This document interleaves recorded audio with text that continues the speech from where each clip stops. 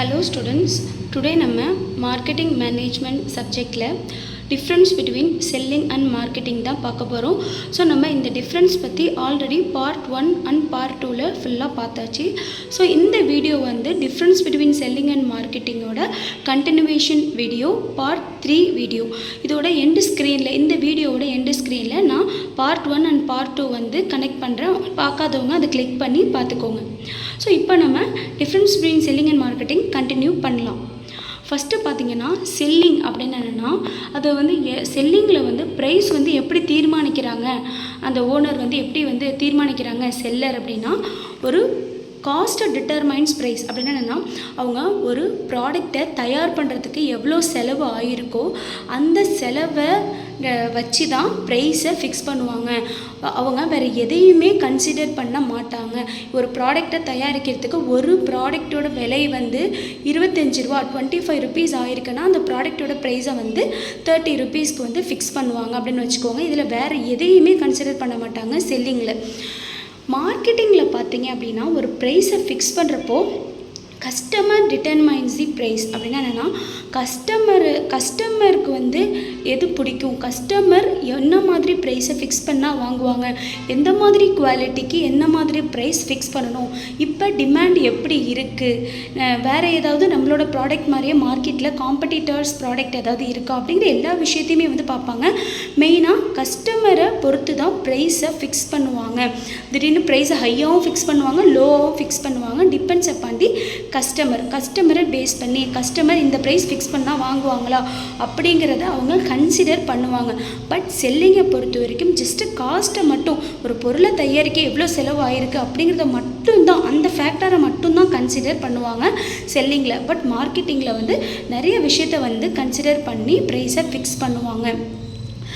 Next பார்த்தீங்கன்னா செல்லிங்கில் transportation, storage and other distribution functions are perceived as mere extension of the production function. அப்படின்னா என்னன்னா இந்த transportation இது department, storage அதாவது பொருளை தயாரித்து அதை ஸ்டோர் பண்ணி வைக்கிற இடம், அதுக்கப்புறம் வந்து டிஸ்ட்ரிபியூஷன்னா அந்த பொருளை எடுத்துகிட்டு போயிட்டு ரீட்டெயிலருக்கு, ஹோல்சேலருக்கு, கஸ்டமருக்குன்னு தனித்தனியாக யார் யாருக்கு தேவைப்படுதோ அவங்களுக்குலாம் ப்ராடக்ட்டை டிஸ்ட்ரிபியூட் பண்ணுறது. பார்த்திங்களா, இது மாதிரி நிறைய டிபார்ட்மெண்ட் இருக்கும், நிறையா ஃபங்க்ஷன்ஸ் இருக்கும். இது எல்லாமே எதுக்கிட்ட இருக்கும் அப்படின்னா, எதுக்கிட்ட அவங்க வச்சுருப்பாங்கன்னா ப்ரொடக்ஷன் ஃபங்க்ஷனுக்கும் கிட்ட இருக்கிற மாதிரி அவங்க வச்சுருப்பாங்க. வேறு எதையுமே அவங்க கன்சிடர் பண்ண மாட்டாங்க.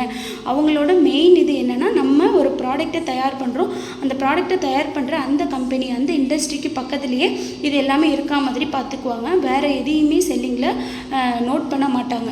பட் மார்க்கெட்டிங்கை பொறுத்த வரைக்கும் இந்த டிரான்ஸ்போர்ட்டேஷனாக இருக்கட்டும், ஸ்டோரேஜ் ஃபங்க்ஷனாக இருக்கட்டும், அப்புறம் மற்ற ஏதாவது டிஸ்ட்ரிபியூஷன் ஃபங்க்ஷனாக இருக்கட்டும், இது எல்லாமே வந்து ஒரு இடத்துல வந்து அவங்க ஃபிக்ஸ் பண்ண போகிறாங்க. இந்த இடத்துல நம்ம ஸ்டோரேஜ் ஃபங்க்ஷன் வச்சுக்கலாம், இந்த இடத்துல நம்ம டிரான்ஸ்போர்ட்டேஷனை வச்சுக்கலாம் அப்படின்னு அவங்க ஃபிக்ஸ் பண்ணுறப்ப எதையும் அவங்க கன்சிடர் பண்ணுவாங்க அப்படின்னா, கஸ்டமருக்கு கன்வீனியண்ட்டாக இருக்குமா, இந்த மாதிரிலாம் நம்ம பண்ணுறப்போ எந்தெந்த இடத்துல வந்து நம்ம வந்து ஒரு ஃபங்க்ஷன் வந்து பண்ணுறப்போ கஸ்டமருக்கு அது கன்வீனியண்ட்டாக இருக்கும், எந்த இடத்துல நம்ம டிரான்ஸ்போர்ட்டேஷன் ஃபங்க்ஷன் வச்சா கஸ்டமருக்கு ஈஸியாக கிடைக்கிற மாதிரி ஒரு பொருளை டெலிவர் பண்ண முடியும், எந்த இடத்துல நம்ம ஸ்டோரேஜ் ஃபங்க்ஷன் வைக்கணும், எந்த இடத்துல டிஸ்ட்ரிபியூஷன் ஃபங்க்ஷன் வைக்கணும், நம்மளோட கஸ்டமர் எங்கெல்லாம் இருக்காங்க அப்படிங்கிறத அவங்க கன்சிடர் பண்ணி அவங்களோட சர்வீஸை வந்து ப்ரொவைட் பண்ணுவாங்க. இதுதான் மார்க்கெட்டிங். நெக்ஸ்ட்டு பார்த்தீங்கன்னா, there is no coordination among the different functions of total marketing task. முன்னாடியே சொன்ன மாதிரி டிஃப்ரெண்ட் ஃபங்க்ஷன்ஸ் இருக்குது, நிறைய ஃபங்க்ஷன்ஸ் இருக்கும், அந்த நிறைய டிபார்ட்மெண்ட்ஸ் இருக்கும். ஆனால் எந்த ஒரு கோஆர்டினேஷனும் இருக்காது. இதுக்கப்புறம் இதுன்னு ஒரு கொஹசிவ்னஸ் இருக்காது, ஒரு ஃப்ளோ இருக்காது, ஒரு இன்டகிரேஷன் இருக்காது. ஜஸ்ட் அவங்களோட வேலையை தான் பார்ப்பாங்களே தவிர ஒரு ஒரு ஒரு ப்ராப்பர் செயின் அப்படிங்கிறது இருக்காது. ஒரு ப்ராப்பர் கனெக்டிவிட்டி ஒரு டிபார்ட்மெண்ட்டுக்கும் இன்னொரு டிபார்ட்மெண்ட்டுக்கும் இருக்கணும். ஒரு ப்ராப்பர் நெட்வொர்க் அப்படிங்கிறது கரெக்டாக இருந்தால் தான் கஸ்டமருக்கு என்ன தேவைங்கிறத புரிஞ்சுக்கிட்டு அவங்களுக்கு டெலிவர் பண்ண முடியும். பட் செல்லிங்கை பொறுத்த வரைக்கும் கோஆர்டினேஷன் அப்படிங்கிறது இருக்காது. இதே மார்க்கெட்டிங்காக இருந்துச்சு அப்படின்னா இன்டகிரேட்டட் மார்க்கெட்டிங் அப்ரோச்சுங்கிறாங்க. அப்படின்னா என்ன அர்த்தம்னா, கோஆர்டினேஷன் இங்கே நல்லாவே இருக்கும், ஒரு டிபார்ட்மெண்ட்டுக்கும் இன்னொரு டிபார்ட்மெண்ட்டுக்கும் இடையில் ஒரு கனெக்டிவிட்டி இருக்கும், நெட்வொர்க் இருக்கும், ஒரு குட் கம்யூனிகேஷன் இருக்கும். அதுதான் கொஹசிவ்னஸ் அப்படின்னா என்னென்னா, ஒரு குட் ஃப்ளோ, ஒரு குட் லிங்க் இருக்கும், ஒன்றுக்கும் இன்னுக்கும் இடையில் ஒரு நல்ல ஒரு தொடர்பு இருக்கும். அதனால் வந்து கஸ்டமர் என்ன விரும்புகிறாங்க, எந்த இடத்துல எந்த கஸ்டமர் என்ன பொருள் விரும்புகிறாங்க அப்படிங்கிறது தெரிஞ்சிருக்கும். அதனால் ஈஸியாக அவங்களுக்கான பொருளை வந்து டெலிவர் பண்ணிவிடுவாங்க. அதுதான் இன்டகிரேட்டட் மார்க்கெட் அப்ரோச். ஒரு ப்ராப்பர் கனெக்டிவிட்டி, ஒரு நல்ல நெட்வொர்க் வந்து மார்க்கெட்டிங்கில் வந்து இருக்கும், ஒரு ஃபங்க்ஷனுக்கும் இன்னொரு ஃபங்க்ஷனுக்கும் இடையில, ஒரு டிபார்ட்மெண்ட்டுக்கும் இன்னொரு டிபார்ட்மெண்ட்டுக்கும் இடையில. நெக்ஸ்ட்டு செல்லிங்கில் பார்த்தீங்கன்னா 16th பாயிண்டில் different departments of the business operate separately. So நம்ம ஆல்ரெடி 15th பாயிண்டில் இதான் பார்த்தோம். ஆனால் அதில் என்ன பார்த்தோம்னா ஃபங்க்ஷன்ஸ் பார்த்தோம், இதில் டிபார்ட்மெண்ட் பார்க்குறோம். ஸோ இது ரெண்டுமே ஒன்று தான். மோஸ்ட்லி என்ன பார்த்தீங்கன்னா டிபார்ட்மெண்ட்டுக்கு இடையில எந்த ஒரு கோஆர்டினேஷனும் இருக்காது. ஒரு டிபார்ட்மெண்ட்டும் தனித்தனியாக வந்து ஆப்ரேட் பண்ணிகிட்டு இருக்கோம். யாருக்கு என்ன தேவை அப்படிங்கிறது தெரியாமல் அவங்களோட வேலையை முடித்தா போதும் அப்படிங்கிற மாதிரி பிஸ்னஸ் வந்து செப்பரேட்டாக ஆப்ரேட் பண்ணிகிட்டு இருக்கும். பட் மார்க்கெட்டிங்கை பொறுத்த வரைக்கும் என்ன அப்படின்னா எல்லா டிபார்ட்மெண்ட்டும் ஒரு பிஸ்னஸில் ஒரு டோட்டலாக ஒரு 10 டிபார்ட்மெண்ட் இருக்குன்னா அந்த 10 டிபார்ட்மெண்ட்டுமே வந்து குட் கம்யூனிகேஷன் ஒரு டிபார்ட்மெண்ட்டுக்கும் இன்னொரு டிபார்ட்மெண்ட்டுக்கும் இடையில வச்சுருப்பாங்க.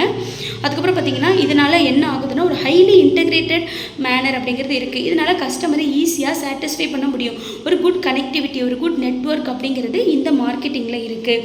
நெக்ஸ்ட்டு 17th பாயிண்ட் பார்த்தீங்கன்னா the firm which practice selling concept. நம்ம பார்க்குறது என்னென்னா செல்லிங் தான் பார்த்துட்ருக்கோம். ஸோ அப்போ இவங்களோட கான்செப்ட் என்னென்னா செல்லிங் கான்செப்ட். ஸோ இந்த செல்லிங் கான்செப்டில் என்ன வந்து கன்சிடர் பண்ணுவாங்க அப்படின்னா முக்கியமான ஃபங்க்ஷனாக எதை வந்து கன்சிடர் பண்ணுவாங்கன்னா ப்ரொடக்ஷன் மட்டும் தான். நம்ம எப்படியாவது ப்ராடக்ட்டை வந்து ப்ரொடியூஸ் பண்ணிடணும் அப்படிங்கிறது மட்டும் தான் அவங்களோட முக்கியமான ஒரு ஃபங்க்ஷனாக அவங்க நினைக்கிறாங்க.